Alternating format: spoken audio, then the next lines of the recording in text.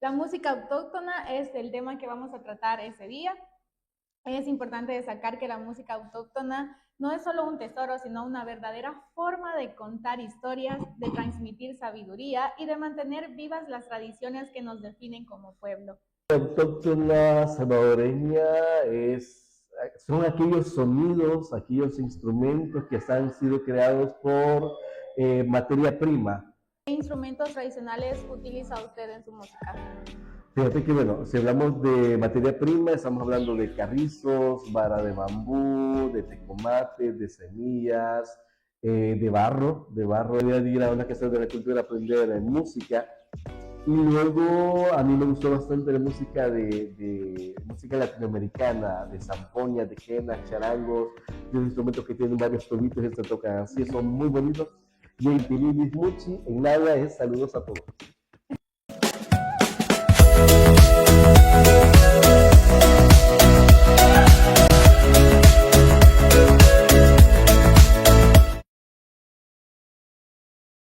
Hola, bienvenidos a un nuevo episodio más de nuestro video podcast Voces Culturales. Hoy estamos de vuelta con un tema que seguro te va a conectar con nuestras raíces, con nuestra cultura y con los sonidos que han estado presentes en El Salvador por muchos siglos.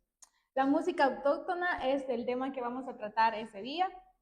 Es importante destacar que la música autóctona no es solo un tesoro, sino una verdadera forma de contar historias, de transmitir sabiduría y de mantener vivas las tradiciones que nos definen como pueblo. Y para hablar sobre esto, hoy tenemos a un invitado muy especial, quien es el periodista y etnomusicólogo Juan Carlos Miguel Martínez, quien es miembro de Ateneo de El Salvador, miembro del Grupo de Investigación Indígena Escudo del Sol y catedrático universitario. También es músico latinoamericano indigenista. Ha brindado conferencias en Centroamérica y Estados Unidos sobre cultura autóctona salvadoreña y náhuatl. Y como comentábamos anteriormente, es periodista graduado de la UES, trabaja actualmente en la YSUES y brinda clases en la Facultad de Medicina. Hola, ¿qué tal? Un gusto que nos acompañe este día. Hola, ¿qué tal? Mi nombre es saludarle a todos y todas. Muchísimas gracias. Y Pantililis Muchi, en nada es saludos a todos. Un gusto que nos esté acompañando, pues vamos a tratar este tema que es bastante interesante y que personalmente considero que es muy importante que lo tratemos para que nuestra audiencia sepa sobre este tema que para muchos quizás es muy desconocedor, pero para otros, un grupo quizás pequeño, sí saben sobre este tema. Gracias. Y para comenzar, pues queremos preguntarle cómo define usted la música autóctona de El Salvador y qué significa para usted como músico. La música autóctona salvadoreña son aquellos sonidos, aquellos instrumentos que han sido creados por materia prima, que están dentro del territorio salvadoreño, anteriormente también llamado Cuscata en El Salvador. ¿Y qué significa para mí? Fíjate que es una representación musical del ser salvadoreño, de aquellos instrumentos que no se tocan en Honduras, no se tocan en Guatemala, por hablar de manera de la región. Solamente se ejecutan en El Salvador y son instrumentos que cuando uno los escucha se siente sumamente identificado con ellos. Esos instrumentos son a base de materia prima, como usted nos estaba comentando. ¿Y qué instrumentos tradicionales utiliza usted en su música?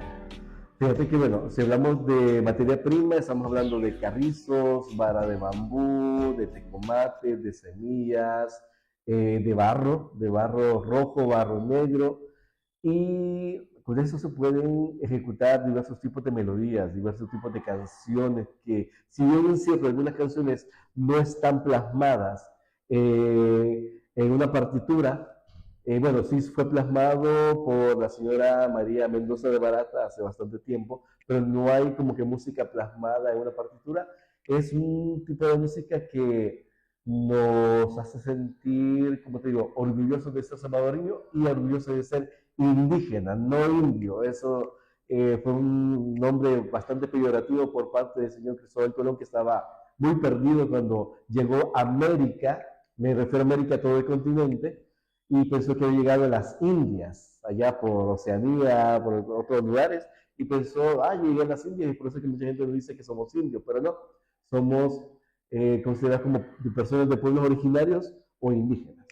Es muy interesante cómo la creatividad también de nuestros antepasados los pusieron en práctica para crear esos instrumentos. Mm. Y coméntanos cómo aprendió a tocarlos usted. Fíjate que bueno, mi familia es una familia de músicos. Mi papá, ya es un señor que hace 90 años, cuando teníamos nosotros, mis hermanos, unos 7, 8 años, nos empezó a tocar, a enseñar a tocar la guitarra, por ejemplo. Y ahí comenzamos poquito a poquito a aprender a tocar. Luego las casas de la cultura, tuve la oportunidad de ir a una casa de la cultura a aprender música. Y luego a mí me gustó bastante la música de música latinoamericana, de zampoña, de quenas, charangos, de instrumentos que tienen varios tobitos y se tocan así, son muy bonitos. Y ahí fue que comencé a identificarme con la música. Pero hace unos 10 o 15 años me identifiqué, tuve la oportunidad de salir fuera del país y pasé una experiencia bien, bien fea porque me decía, mira, qué bonito, tocas quenas, zampoña, charango, pero ¿cuáles son los instrumentos propios de tu país? Y yo me quedé, solo sabía que era el pito y el tambor. Y yo me quedé, solo el pito y el tambor, pero me preguntaba, tiene que ver más, y es cierto, yo no sabía. Entonces, desde ese momento, dije yo voy a empezar a conocer más de mi país. Y ahí fue que comencé a investigar más un poquito acerca de los instrumentos autóctonos de El Salvador.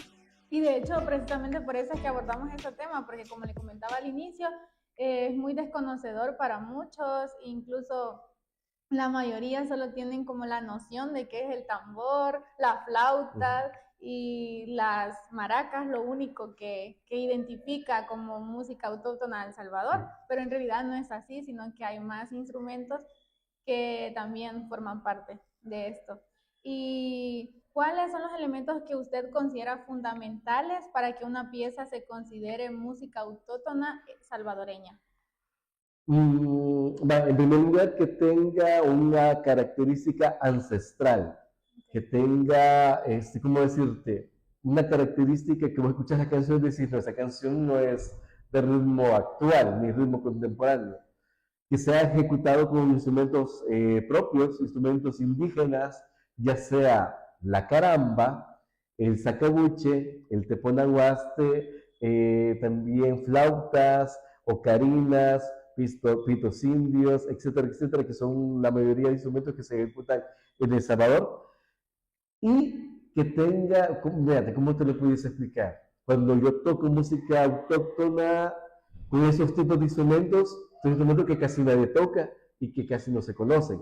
Pero cuando lo empezamos a tocar, a la gente le gusta y uno se siente identificado, sería la palabra. Yo me siento identificado con el pito indio y el tambor, o me siento identificado con algunos ritmos que son propios lo voy a llamar así, como propios de nuestro ADN. Vale, por ejemplo, muchos decimos, el salvadoreño se caracteriza por las pupusas. Y es algo que nadie nos puede quitar. Somos baja a cualquier parte del mundo, China, Rusia, y el platillo principal de los salvadoreños, las pupusas, algo así. Pero la música es como sentirse conectado con el pasado y poder traer el pasado a nuestro presente a través del sonido de la música y la melodía. Qué bonito, la verdad, porque incluso podemos ir a ciertos lugares de nuestro país y podemos como ver que en los parques incluso hay personas de la tercera edad Ajá. que están tocando algún instrumento y uno va caminando y uno se siente, qué bonito, porque eso es lo que escuchaban antes y lo seguimos manteniendo y qué bueno que esa cultura y ese ADN siga presente. Y precisamente como estábamos comentando eso, en pantalla nosotros hemos colocado un mapa en donde están destacados los puntos claves donde la música autóctona todavía sigue presente. Sí. Es quizás lastimoso que sea en poquitos lugares, como por ejemplo solo en Nahuizalco, en Tacuba, en Panchimalco y Cacaopera, los departamentos que aún sigue presente. ¿Qué piensas sobre eso?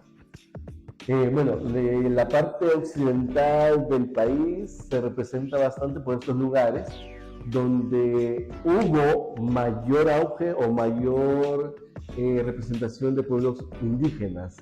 Llámese Nahuapipiles, también en la parte de aquí están los Panchimalcos, están los Texacuangos, están los Cacahuiras que están por acá, están los Lencas, están arriba los Chortis que faltan ahí y nos falta uno más. En San Marcos, yo soy de ahí, los de Cutacuscat. Bueno, hay diversas etnias. Lastimosamente, son muy pocas las personas que están interesadas en estos temas. Eh, Imagínate, solamente son pocos lugares, hay otros lugares más que acabo de mencionar, pero solamente son los lugares. Aparte del lugar, hay personas neonahuablantes, me refiero a Timomachica, Guantaguet, Zanáhuatl, Nenaja, Nutuga y Juan Carlos Miguel, es decir, de que, bueno, yo soy aprendiendo la náhuatl, me llamo Juan Carlos Miguel, son neonahuablantes. Habemos pocas personas que estamos interesados en esto, y para ser un territorio muy pequeño, tenemos muy pocos lugares donde se puede vivir la cultura, pero algo se está haciendo. Algo se está haciendo y qué importante que siga latente y que aún existan personas que están interesados también en que esa cultura siga presente y se encarguen de implementarlas a las nuevas generaciones para que no se pierda.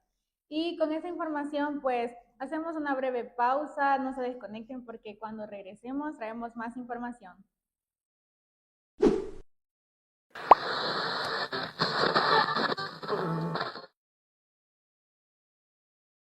Continuamos con el video podcast Voces Culturales. Al inicio estábamos comentando con el licenciado Juan Carlos Miguel Martínez haciendo contexto sobre qué es la música autóctona salvadoreña. Y pues vamos a continuar con más de esa entrevista, esperando que sea de su agrado y que pueda aprender un poco sobre este tema. Pedirle su opinión, ¿cómo ha cambiado la música autóctona de El Salvador en las últimas décadas? Fíjate que sí ha cambiado la música autóctona últimamente. En enero de 1932 hubo una masacre en el occidente del país. A raíz de eso, yo considero, esa es mi hipótesis personal, a raíz de eso el náhuatl se enmudeció y hubo una reducción bastante grande de la población indígena en el país. Por ejemplo, los que hemos tenido oportunidad de ir a Guatemala, vas a Guatemala y ves una riqueza cultural indígena muy bonita. Sí. Vas a Honduras, Nicaragua, de El Salvador, a raíz de esa masacre, muchos indígenas ya no querían hablar náhuatl, muchas tradiciones se fueron escondiendo. Y yo creo que actualmente los instrumentos musicales han venido evolucionando para hacerlo más atractivo y más llamativo a las nuevas generaciones. Y yo creo que somos muy pocas las personas que estamos interesados en ese tema, el tema del náhuatl, el tema de la música indígena, porque, bueno, aparte que es bien llamativo, es muy bonito, pero también hay mucha gente que no le gusta investigar. Hay varios instrumentos que se han ido cambiando durante el tiempo, pero que mantienen la esencia o el sonido característico. Sí, precisamente ese punto queríamos abordar porque como cualquier situación, digamos, se va acomodando a una actualidad. En este caso, la música autóctona ha tenido que también adaptarse a cambios que han ocurrido de generación en generación. Entonces, ¿cómo integra elementos modernos o influencias de otros géneros en la música autóctona sin perder esa esencia? Aquí en El Salvador creo yo que se está haciendo, no desconozco el nombre del grupo, pero hay un grupo de música indígena, autóctona, que utiliza música heavy metal, así rock, y se oye como y chirambalán,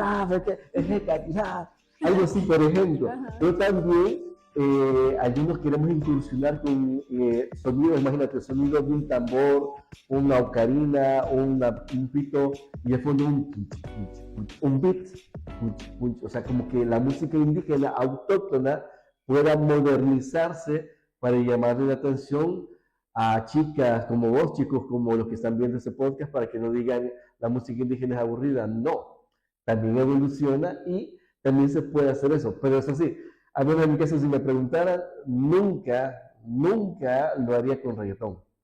Guácala. Lo siento mucho, díganme el reggaetón, por favor, eso no es música. Bueno. Y bueno, o sea, son los ritmos que la juventud prefiere hoy en día y pues es lo que toca. Y ahí, Bueno, a sí. quien le guste hacer música autóctona y quiera integrarlo al reggaetón, pues ni modo. Ay, no, mira, Ni modo. Pero el entra, Lick no lo acepta, no. no lo sé. Él dice no, X, no. Ok.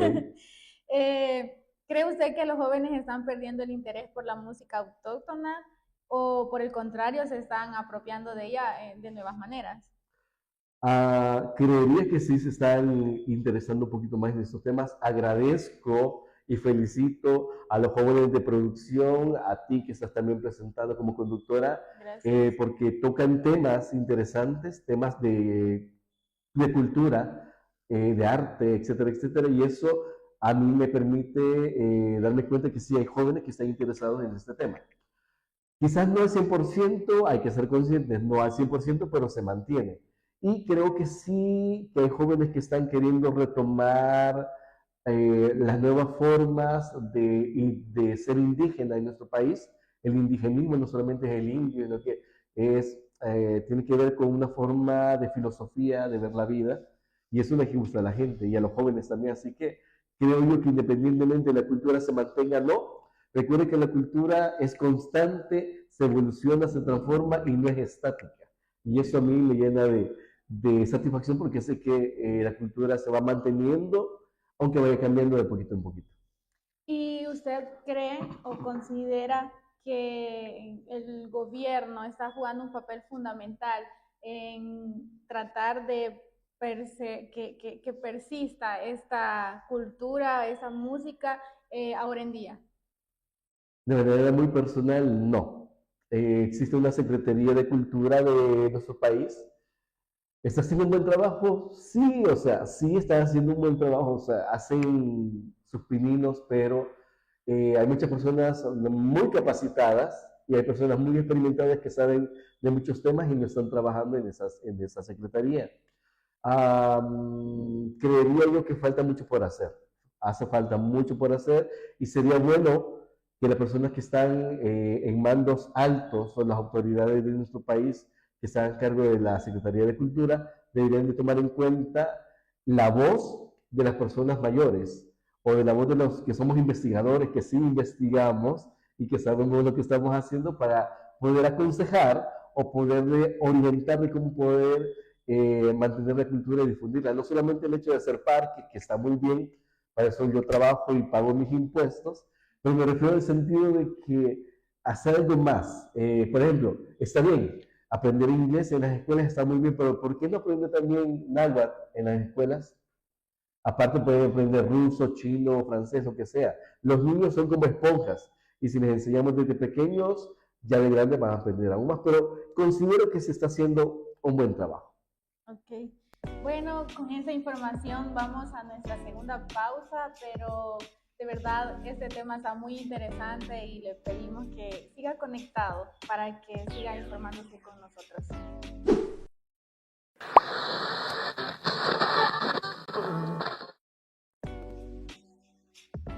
Continuamos con más de este video podcast y tenemos al licenciado Juan Carlos Miguel Martínez, quien es miembro ateno de El Salvador y miembro del grupo de investigación indígena, a ver si lo digo bien, Chimalito Natiu. Excelente, muy bien. Eso significa escudo del sol. Y estamos comentando sobre la música autóctona. Al inicio decíamos que ese no es solo un tesoro, sino una verdadera forma de contar historias, de transmitir sabiduría y de mantener vivas las tradiciones que nos definen como pueblo. Ahora bien, consultarle, ¿cómo siente que la música autóctona puede ayudar a preservar la identidad cultural de El Salvador en el contexto globalizado actual? Muy buena pregunta. A mucha gente le gusta las diversas estilos de cultura de otros países, por ejemplo, el K-pop. Yo antes no conocía mucho de K-pop, pero es bien chido la música, me gusta. No conozco muchos artistas, pero la música en sí es muy buena.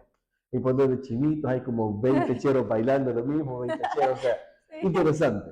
El K-pop es muy bonito, la música asiática, la influencia de diversos ritmos de otros países, hacen que El Salvador tenga una cultura globalizada. En el caso de la música indígena, autóctona, nos enseña a mantener nuestra tradición como salvadoreños, como salvadoreñas. Vos vas a otro lugar y te van a preguntar cosas de tu país, no te va a preguntar si te gusta el K-pop, por ejemplo, o sea, no uno te pregunta sobre tu país. Y yo creo que la música autóctona ha ido como desarrollándose, evolucionándose para que también a los jóvenes les vaya gustando. Pero también se podría fusionar con otros ritmos para llamar más la atención. Pero yo creo yo que la música indígena nos permite mantenernos conectados con el pasado, con el presente y con el futuro. De nada sirve que vos tengas un iPad, el mejor celular del mundo, tecnología, todo eso, si no sabes de dónde venís. De dónde viene Salvador. Y es donde uno dice, no, yo vengo de la población de Aguapipil, mi idioma, bueno, mi lengua es el náhuatl, cositas así tan sencillas que te permite tener cierta humildad como persona, como ser humano, y mantenerte conectado un poquito con las tradiciones de los ancestros. Qué interesante. Y esa es una pregunta curiosa. Ajá. ¿Y alguna vez usted ha sentido resistencia o apoyo al momento de querer incorporar elementos modernos en la música autóctona? Es decir, quizás quiera fusionarse con otro artista y que se le diga no, porque yo 100% solo con instrumentos autóctonos, o si ha recibido apoyo, digamos, que le digan, no, sí, qué chévere, unámonos y sacan una obra de arte.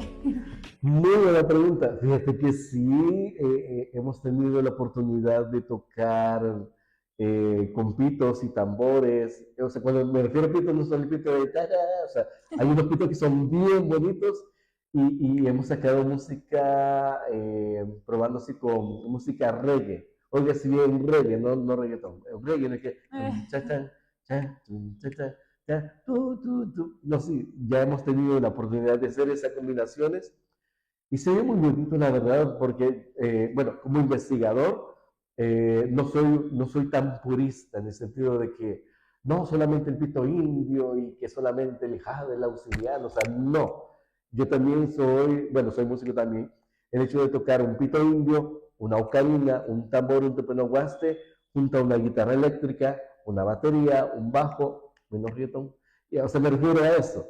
Esas combinaciones ayudan a que la música indígena también pueda conectar con los jóvenes como ustedes. O sea, no solamente el hecho de que, ay, el indito, pobrecito, o sea, no es eso. Me refiero a que los jóvenes se apropien también de la música o de los instrumentos indígenas y que lo puedan combinar con otros géneros musicales, menos el reggaetón, otros géneros musicales para que puedan mantenerse. Yo digo, la cultura no se estanca, la cultura se va transformando y va evolucionando. Entonces, en mi caso, muy contento y muy feliz de haber compartido con otros grupos esos experimentos musicales.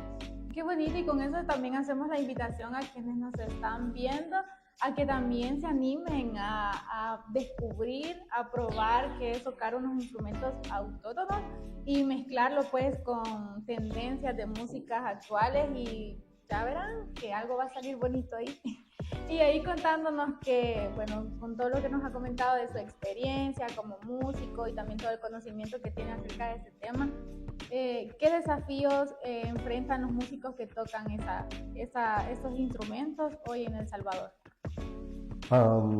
Bueno, hay pocos espacios para poder compartir, mostrar, difundir, proyectar la música como tal. Hay pocos espacios. No digo que no existan, sí existen, pero hay muy pocos espacios. Lo otro es, debemos de aprender a reeducar a la población salvadoreña para que también sienta respeto y orgullo por la música indígena, por ejemplo, ¿verdad? Pero creería yo que de poquito en poquito uno va abriendo espacios. La música indígena como tal, así solita, por ejemplo, en Panchimalco se escucha y qué bonito. Pero si vas a San Salvador, al centro histórico, y te fusionas con una batería, una guitarra eléctrica, un teclado, el pito indio, el tambor y otro instrumento más, llama mucho más la atención porque a la gente le gusta eso. Entonces lo que nosotros queremos es que también le guste la fusión de esos sonidos y que digan, ay, qué bonito.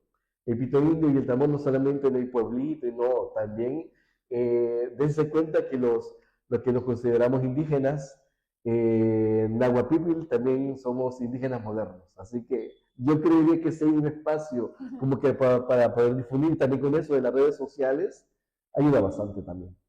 Justamente lo que usted nos estaba comentando de que cuando van a espacios públicos y la gente los escucha y dicen qué bonito, iba ligado a la pregunta que yo le iba a hacer de cómo reacciona la gente cuando de pronto están en un lugar y los escucha tocando primero quizás música netamente autóctona y cuando ya de repente se empieza la mezcla de instrumentos más actuales, ¿cómo reacciona la gente? Al inicio, imagínate así, y después ya se escucha el y la gente como que la gente se emociona y yo me emociono como músico y como investigador. Los investigadores no todos son viejitos y que, ay, no, también vemos investigadores algo jovelones y que les gusta también estar muy de cerca con la juventud. Bueno, la gente le gusta el show, le gusta el ritmo, la música y creo yo que cuando combinamos instrumentos del pasado con instrumentos del presente, se hace una fusión muy bonita. A la gente le gusta y ese es el motivo por el cual nosotros también decimos, no solamente es el hecho que lo vean como que, ay, la herencia ancestral y, ay, pobrecito, no, me refiero al hecho de poder combinarlo y poder hacer una amalgama entre el pasado y el presente y que a los jóvenes les guste. Y la gente reacciona bastante bien, la verdad que reacciona bastante bien porque no se imaginan que podamos hacer esas combinaciones muy interesantes. Y me alegra que sea así porque de cierta manera, aunque quizás de manera directa o indirecta, quizás un pequeño grupo se da cuenta de que sí están tocando algo que lo representa y otro grupo está como, pinta la música y solo le presta atención al sonido. Pero eso va más allá de solo un sonido, sino que es algo que es una identidad. Sí. Y qué bueno que eso se siga manteniendo y se quiera seguir pasando de generación en generación y que esta también se vaya adaptando a la actualidad para que no se pierda, porque si eso no se fuera adaptando, creería yo de que ya ni supiéramos nada de estos instrumentos. Exacto. Pero qué bueno que haya sido así. Y pues hasta acá llegamos con esta entrevista. Agradecemos al licenciado Juan Carlos Miguel por su aporte y por todo el conocimiento que nos ha transmitido en esta entrevista. También a ustedes que estuvieron conectados todo este momento y estuvieron acompañándonos. Esperamos que hayan aprendido un poco sobre este tema. Y también agradecer a todos esos artistas y a esos músicos que siguen luchando día con día para que esta cultura, esta identidad, este ADN no se pierda, para que estas raíces sigan ahí bien penetradas. Y esto se despide de ustedes, Carla Rodas. Juan Carlos Miguel, muchísimas gracias. Padiush. Esto es Voces Culturales. Hasta la próxima.